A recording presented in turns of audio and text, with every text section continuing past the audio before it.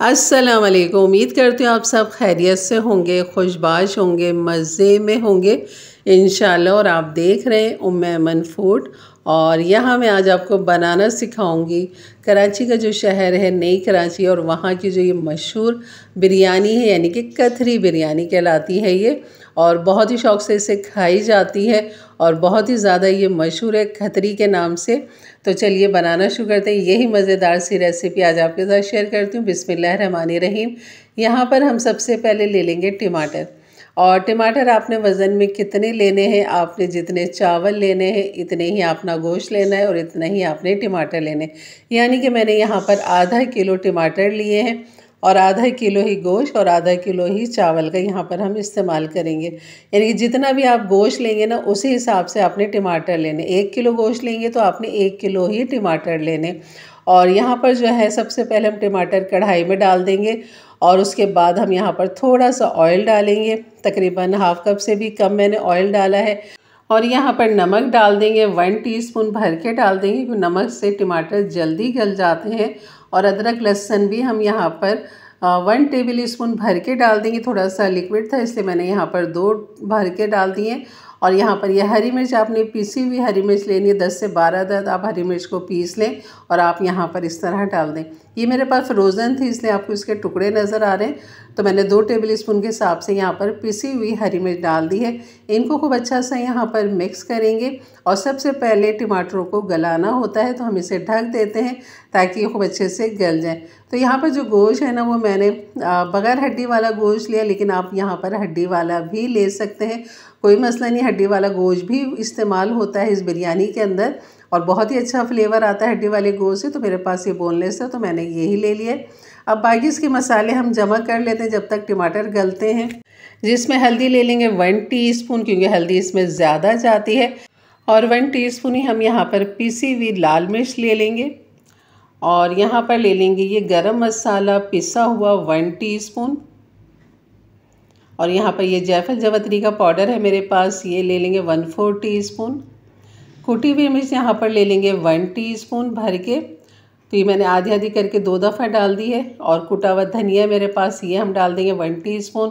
पिसी हुई सौंफ ले लेंगे यहाँ पर 1/2 टीस्पून। अगर आपके पास ना हो पिसी हुई तो आपने 1 टीस्पून लेके उसे कूट लेना है सौंफ को। और नमक ले लिया है मैंने 1 टीस्पून। अब यहाँ पर जो हम टमाटर को चेक कर लेते हैं, 10 से 15 मिनट हो चुके थे इसको पकते हुए, तो काफ़ी अच्छे सॉफ्ट हो गए। तो ये मसाले भी हम यहाँ पर डाल देते हैं तमाम। तो बस यहाँ पर खूब अच्छा सा इसे मिक्स करेंगे और टमाटर को यहाँ पर खूब अच्छा सा मैश कर लेंगे क्योंकि टमाटर को पहले हमें गलाना होता है, उसके बाद फिर हम इसके अंदर गोश्त डालेंगे।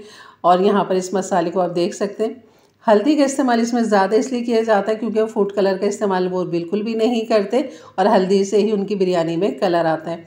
तो यहाँ पर मैंने ये गोश्त डाल दिया है और इसको अच्छा सा मिक्स करेंगे। गोश्त गलाने के लिए हम यहाँ पर इसके हिसाब से जो है ना गोश्त के यहाँ पर पानी डाल देंगे। तकरीबन मैंने 1 गिलास भर के पानी डाल दिया, काफ़ी रहेगा इसके लिए।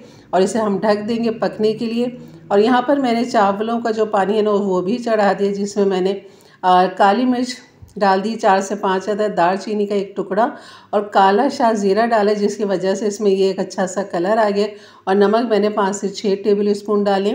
और यहाँ पर ये प्याज भी मैं तल रही हूँ, और क्योंकि मेरे पास तली हुई प्याज ख़त्म हो चुकी थी तो मैं 1-1 किलो प्याज जो है ना इस तरह फ्राई करके रख लेती हूँ। तो साथ साथ ये भी फ्राई हो रहा है। चावल भी हमने चढ़ा दिए हैं, आप देख सकते हैं कि मैंने चावल डाल दिए। मैंने बासमती राइस लिए थे आधा किलो और उसे आधा घंटे के लिए भिगो दिया था। और उसके बाद आप देख सकते हैं प्याज हमारी बेहतरीन सी ये तल चुकी है, बहुत ही क्रंची क्रिस्पी। ये देखें इस तरह ये क्रश हो जाती है हाथ से ही। तो ये हमारी प्याज तैयार हो चुकी है। अब इसका ऊपर का जो मसाला है ना गार्निश के लिए वो हम तैयार कर लेते हैं। तो यहाँ पर प्याज तकरीबन आप तली हुई 1 कप के बराबर ले लें, नहीं तो आप 2 मीडियम साइज़ की प्याज को तल के निकाल लें और उसको इस तरह आप कर लें। तो यहाँ पर मैं हल्का हल्का सा इनको चूरा कर लूँगी।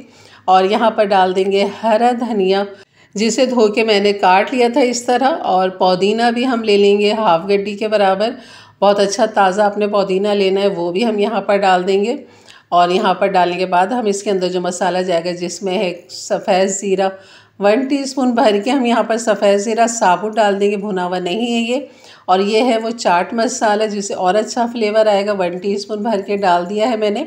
और इनको खूब अच्छा सा आपने यहाँ पर मिक्स कर लेना है। प्याज के साथ हम इन तमाम चीज़ों को मिक्स कर लेंगे ये हमारे ऊपर गोश्त के ऊपर गार्निश के लिए काम आएगा ये।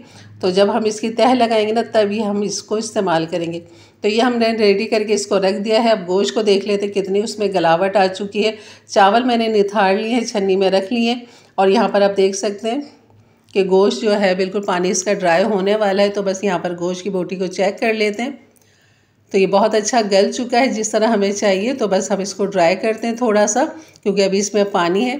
तो यहाँ पर मैंने इसे भून लिया है। अब देख सकते हैं माशाल्लाह बेहतरीन हो चुका है। अब इसकी तह का जो काम है ना वो शुरू हो जाता है बिरयानी का। तो ये कथरी बिरयानी का जो है ना, सबसे पहले हम इसका कोरमा जो हमने बनाया था वो हम इस देगची में डाल देंगे जिसमें आपने बिरयानी बनानी है। तो यहाँ पर सबसे पहले तय इसकी गोश्त की ही लगेगी। खूब अच्छे से आपने बर्तन को साफ़ करते हुए निकाल लेना है तमाम। और गोश्त को जो है ना आप इस तरह किनारों की तरफ कर दें। बहुत ही मज़े की बिरयानी बनती है। हर बिरयानी का एक अपना फ्लेवर जायका होता है।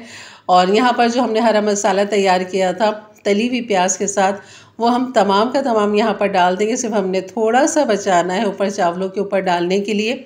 और यहाँ पर जो हमने चावल उबाले थे ना, वो तमाम के चावल जो है ना वो सब यहीं पर ही हमने डाल देने हैं।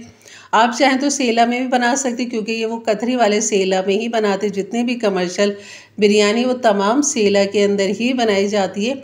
लेकिन ये आपकी अपनी मर्ज़ी है कि आप बासमती में बना लें। तो मैंने तमाम चावल डाल के प्लेन कर दिया है, यानी कि इनको बराबर से कर दिया। ऊपर जो है ना आपने वही तली हुई प्याज वाला जो ऑयल है ना, वो आपने 3 से 4 टेबल स्पून चावलों के ऊपर डाल देना है। वो कलर नहीं डालते, लेकिन मैंने यहाँ पर फिर भी थोड़ा सा कलर डाल दिया है, आदत से मजबूर। और यहाँ पर जो है ना हमने थोड़ी सी जो तली हुई प्याज और धनिया था, पुदीना था, वो हमने यहाँ पर डाल दिया। अब लगा दिया मैंने इसे दम पे।